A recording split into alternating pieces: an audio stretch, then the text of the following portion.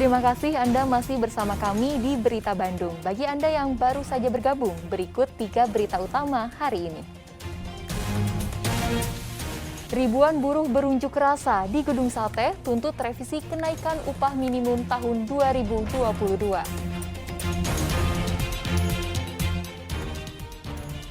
Kenaikan harga LPG membuat pemilik warung makan beralih ke LPG subsidi tabung 3 kg.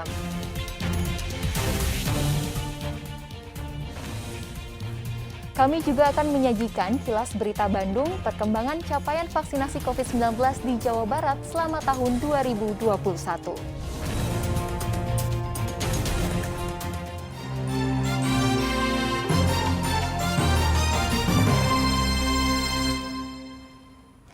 Harga sejumlah bahan pangan di Kota Cimahi, Kabupaten Majalengka, dan Tasikmalaya masih mengalami kenaikan. Kondisi ini menyulitkan masyarakat, baik pedagang maupun konsumen.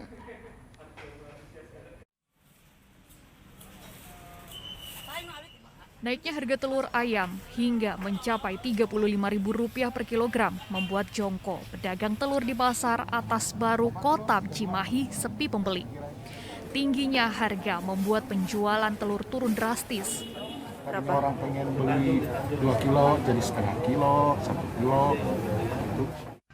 Menanggapi kondisi ini, pemerintah Kota Cimahi menyatakan kenaikan harga telur adalah akibat pasokan distributor ke pedagang tersendat karena telur diborong oleh kepentingan sumbangan atau bantuan sosial non-tunai menjelang akhir tahun.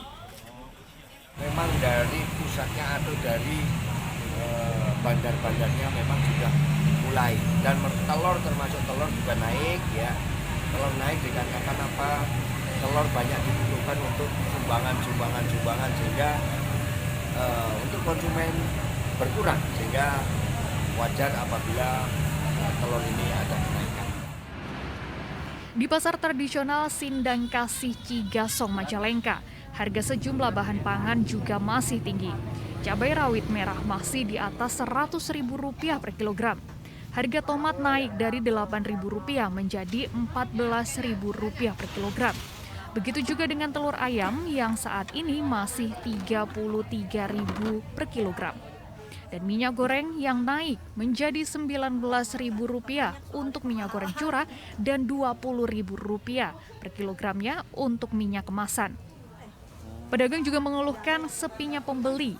Ya terhambat, kurang pasokan. Kurang? Ya. Untuk pembeli sendiri gimana? Pembeli ya kurang juga. Kurang juga. Dengan mahalnya cabai gimana Pak untuk penjualan sendiri? Berkurang juga. Ya. Seperti itu.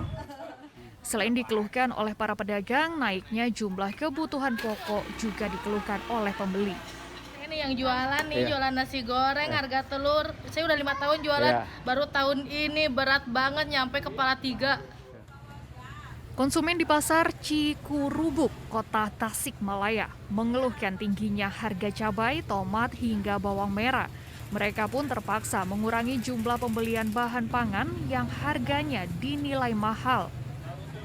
Pedagang pun terpaksa mengurangi margin keuntungannya agar konsumen tetap mau berbelanja. Kondisi ini akan berubah-ubah jika kondisi cuaca membaik dan pasokan dari petani pulih. Tim Liputan melaporkan dari Kota Cimahi, Kabupaten Majalengka, dan Tasikmalaya. Tingginya kenaikan harga gas LPG non-subsidi memaksa pemilik warung makan di Pantura Subang beralih menggunakan gas LPG tabung 3 kg yang bersubsidi.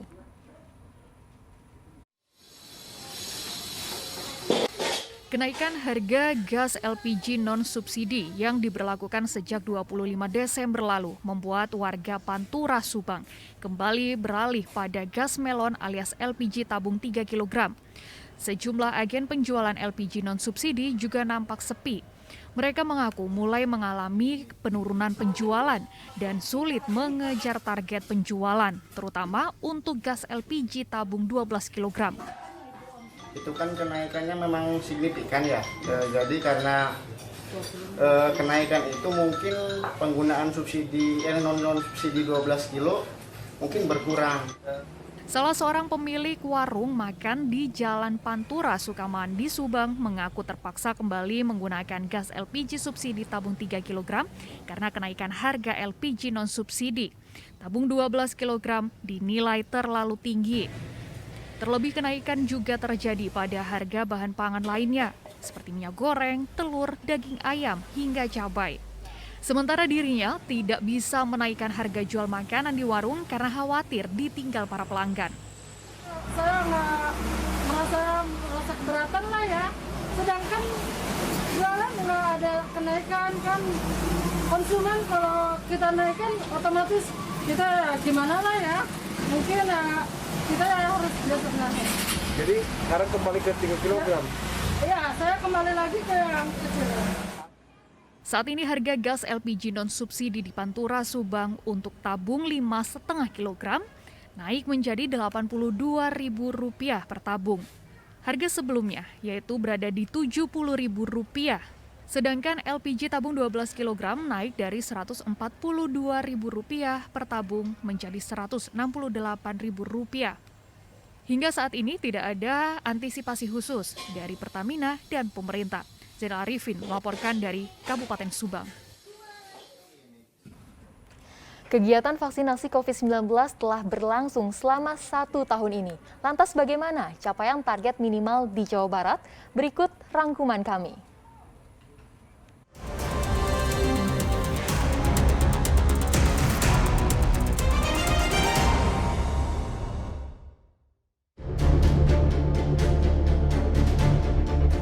Kegiatan vaksinasi COVID-19 telah dimulai sejak Presiden Joko Widodo menerima vaksin COVID-19 pada 13 Januari 2021.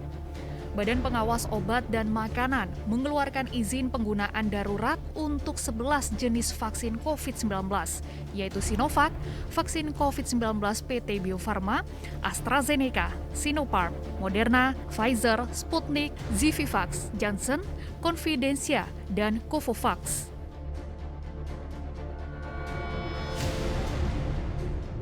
WHO menyatakan bahwa kekebalan komunitas atau herd immunity dapat dicapai melalui vaksinasi.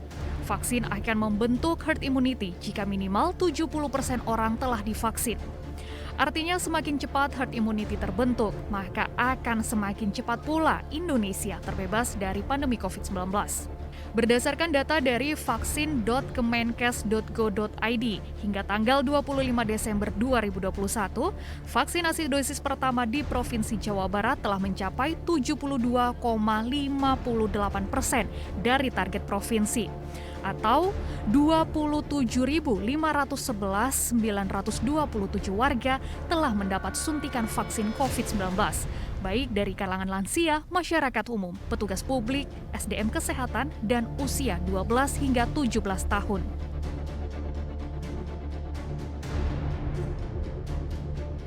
Namun dari 27 kota dan kabupaten di Jawa Barat, masih ada daerah yang belum mencapai target minimal capaian vaksinasi, yaitu Kabupaten Kuningan, Tasikmalaya, Subang, Cianjur, dan Kabupaten Bandung.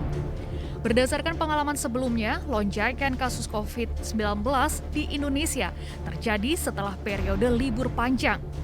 Jika melihat capaian dan potensi vaksinasi di beberapa daerah masih ada yang belum memenuhi target capaian minimal 70%, maka pengetatan protokol kesehatan hendaknya perlu dilakukan untuk mengurangi penyebaran COVID-19.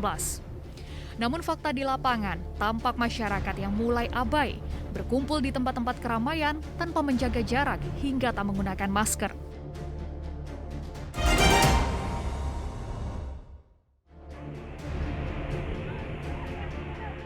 Sejumlah objek wisata di kawasan Lembang, Bandung Barat Minggu pagi sudah dipadati ribuan pengunjung yang datang dari berbagai daerah.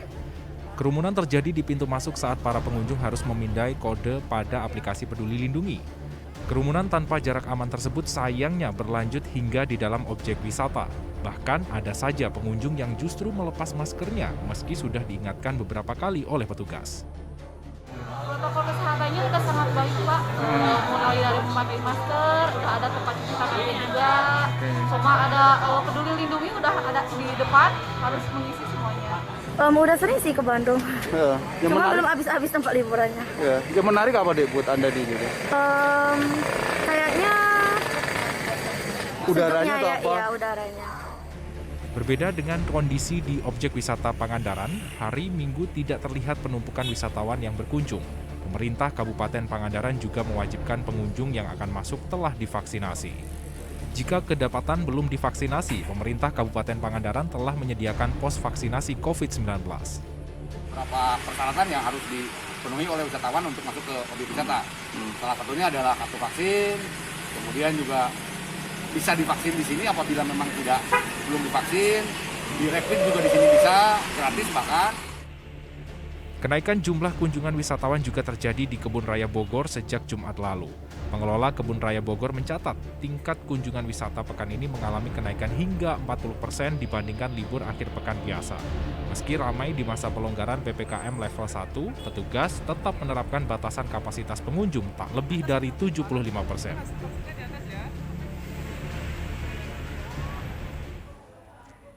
Saudara, meski kita sudah divaksin, bukan berarti terbebas dari paparan COVID-19.